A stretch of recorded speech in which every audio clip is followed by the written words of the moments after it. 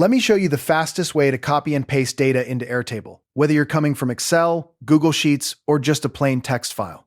If you find this helpful, be sure to like and subscribe, and let's get right into it. First, open your browser and go to Airtable. Log in using your account credentials. Once you're in, open the base where you want to add data. This is the top-level workspace that contains all your related tables. Then, open the specific table within that base where you want to paste your information. It's a good idea to have your destination table open and ready so you can see exactly where your data will land. Now, select a blank cell or the first row in the table. Clicking into the very first cell of the first row works well because Airtable will begin populating records from that point. Next, go to your source file, whether it's an Excel spreadsheet, a Google Sheet, or a text file, and copy the data you want to transfer. Make sure your source data has clear column headers before you copy, because Airtable will use those headers to map to your field names. Come back to Airtable and paste the data using Ctrl+V on Windows or Command+V on a Mac. As soon as you do, Airtable automatically maps your rows and columns into records and fields.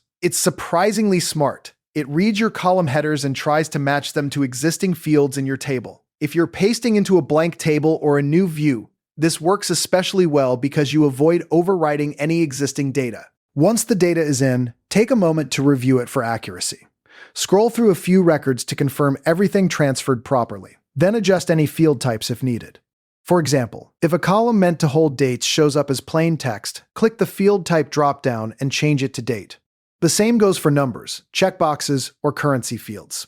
This step is crucial because correct field types keep your data sortable and filterable. Finally, save and verify that all records were added correctly. Airtable autosaves, but it's always good to double-check that the total record count matches your source. And there you have it. You've successfully copied and pasted data into Airtable, keeping your workflow smooth and your data organized. Thanks for watching, and I'll see you in the next tutorial.